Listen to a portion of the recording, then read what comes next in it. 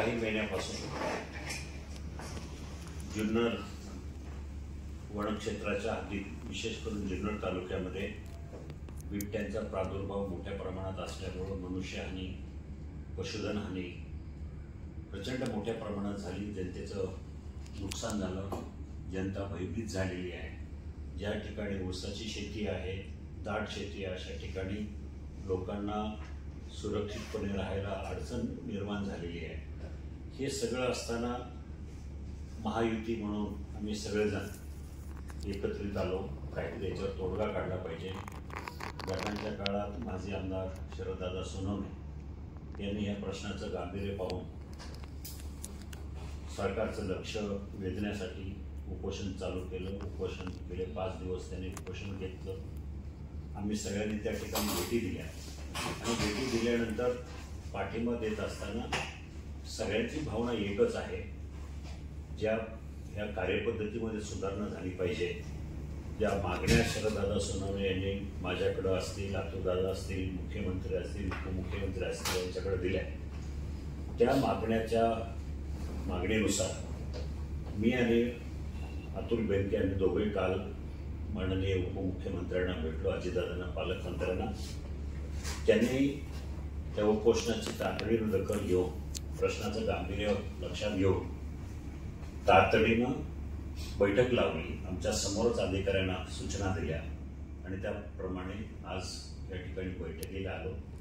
जे प्रामुख्याने मुद्दे होते, त्यातला प्रमुख मुद्दा जो होता की पिंजरे. आता सध्या 150 पिंजरे आहेत, त्यातला संख्या वाढून 300 करायची. पालकमंत्र्यांनी तातडीनं मंजुरी दिली. संबंधित अधिकाऱ्यांना सांगितलं, प्रस्तावानं मी एकाही क्षणाचा विलंब न लावता ते 3 उरलेल्या पिंजऱ्यासाठी जो काही निधी लागेल तो मी तातडीने उपलब्ध करून देईन. दुसरा प्रश्न होता की बिबट निवारा केंद्र, त्याची कॅपॅसिटी वाढवायची. त्याच्यासाठी सरकारनं पाटबंधारे विभागाची जागा जी ग्रहण केलेली आहे, त्याच्यासाठी तातडीनं पुढील कारवाई 2 दिवसामध्ये करण्याचे आदेश जिल्हाधिकारी सुहास देशमुख यांना दिले. त्याचप्रमाणे वन विभागाला त्यासाठी जी कारवाई करावी लागेल, बिबट निवारा केंद्र जे 101 बिबटे तिथं राहतील, अशासाठी 2 महिन्यामध्ये किंवा 3 महिन्यामध्ये त्याची कारवाई पूर्ण होऊन त्या ठिकाणी बिबटे शिफ्ट करता येतील, अशा प्रकारचे आदेश दिलेले. खरं म्हणजे आपल्या सगळ्यांच्या दृष्टीने ही मोठी महत्त्वाची घटना झालेली आहे, मोठी अचिव्हमेंट आहे. आणि 2-3 महिन्यामध्ये बिबट निवारा केंद्र माणिकगव्हाच्या नवीन अधिग्रहित केलेल्या जागेमध्ये उभं राहणं हे चांगलं आहे. आणि त्यांनी सांगितलं आहे की टेंडर करताना ज्या गोष्टी तुम्हाला लागणार आहेत, टेंडर करताना कमी कालावधीचं टेंडर काढा, म्हणजे 7 दिवसाच्या कालावधीचं, मुदतीचं. त्यासुद्धा सूचना दिलेल्या आहेत.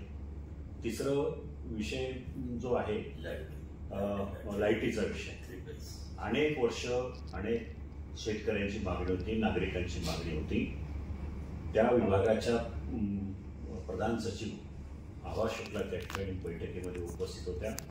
त्यांनी सूचना दिल्या की तातडीनं आजच्या आज तो प्रस्ताव देवेंद्र फडणवीस यांच्याकडे सादर करून, मगाशी मी बघितलं आमची मीटिंग चालू असताना अधिकाऱ्यांनी तसं पत्र निवेदन तयार केलं अजितदादांचं आणि देवेंद्र फडणवीस यांच्याकडे आता ते 12 वाजता देणार आहे.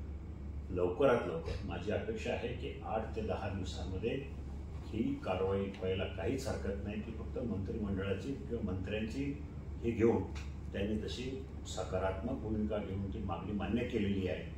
दिवसा लाईट या 4ही तालुक्यासाठी, जुन्नर, आंबेगाव, खेड आणि शिरूर, ही कार्यान्वित होईल, अशा प्रकारचा एक महत्त्वपूर्ण निर्णय त्या ठिकाणी झालेला आहे.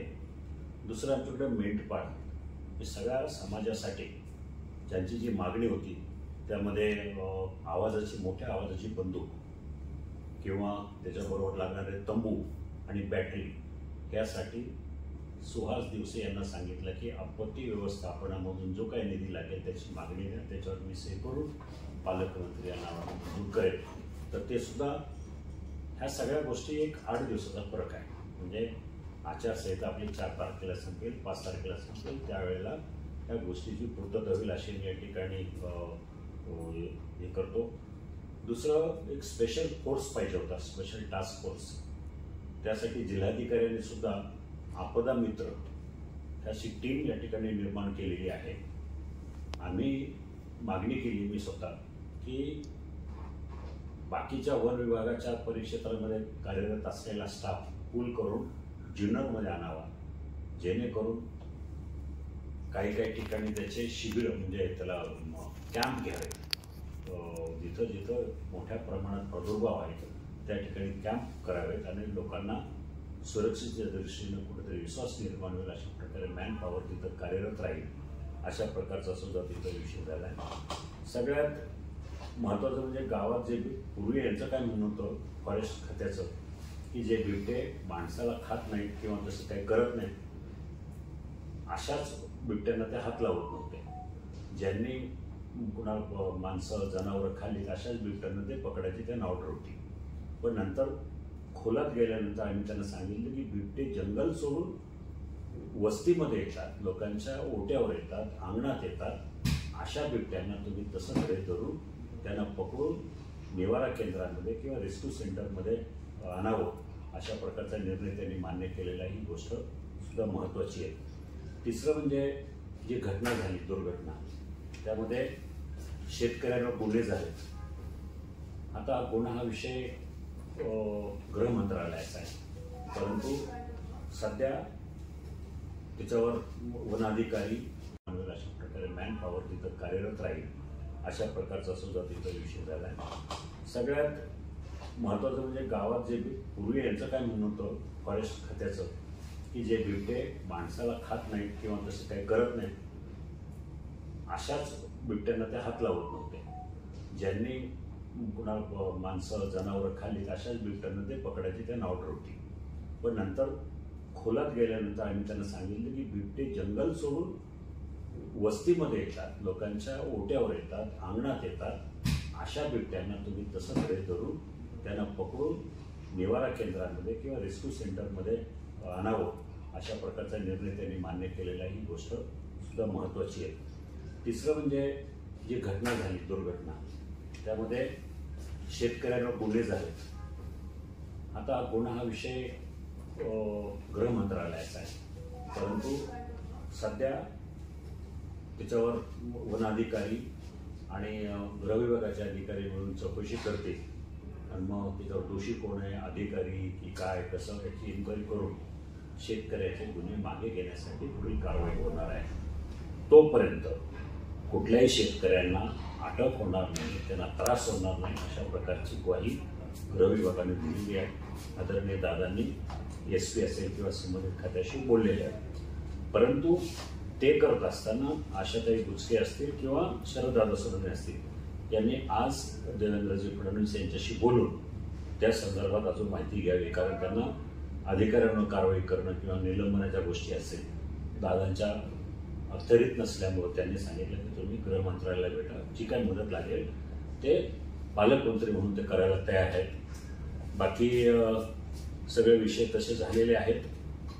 बदलीचा विषय जो आहे तो जी मागणी होती ती आचारसंहिता झाल्यानंतर त्याच्यावर कारवाई होईल अशा प्रकारचं संकेत दिलेले आहेत. बडतर्फे नाही, बडतर्फ करणं म्हणजे ते रेकॉर्ड, ती इन्क्वायरी वगैरे ते त्याला नंतरच्या प्रोसेस आहे. ते जर शरददादांनी किंवा आशाताईंनी प्रोव्हाइड केल्या तर त्याप्रमाणे कारवाई होईल. परंतु तात्पुरती त्यांच्यावर ही जबाबदारी न देता वन विभागाची आचारसंहिता संपल्यानंतर त्या ठिकाणी दुसरा कार्यक्षम, यापूर्वी जसं आपल्याकडे खडसे म्हणून अधिकारी होते तत्सम अधिकारी नेमावा अशा प्रकारच्या सूचना प्रधान सचिवांना दिलेल्या. प्रधान सचिवांनी मान्य करून मंत्री आपल्या वनमंत्र्यांची परवानगी घेऊन आम्ही आचारसंहिता संपल्यानंतर दुसरा अधिकारी त्या ठिकाणी नेमू अशा प्रकारचं आश्वासन दिलं. आपण या सगळ्या मागण्याची माहिती दिली, या सगळ्याच मागण्या पूर्णपणे मान्य झाल्यात का? हो, आता तू ते सांगितलं ना डिटेल जे झाले मीटिंग मध्ये मान्य तेच सांगितलं. सर जो वस्तीत येईल तो आता यांना एक मिनिट बोलू द्या. नाही, माझा तुम्हाला प्रश्न असा की तुम्ही शरददादाकडे घेऊन आलात, मला सगळ्या मागण्या मान्य झाल्यात, मग शरददादा उपोषण सोडणार आहेत का? तुमच्या काही सूचना असणार आहे त्यांना? मानप्री सर, तुमच्या सगळ्यांच्या समोर विनंती आहे की आता या सगळ्या तुमच्या उपोषणाची दखल घेतली गंभीर प्रश्न याची दखल घेऊन पालकमंत्री असेल आम्ही सगळ्यांनी ही बैठक लावली आणि बैठकीमध्ये सगळे निर्णय सकारात्मक झालेले आहेत. म्हणून मला ही विनंती आहे शरददादांनी त्या ठिकाणी उपोषण सोडावं. आम्हाला सगळ्यांची नदी हो सरांची मला सगळ्यांची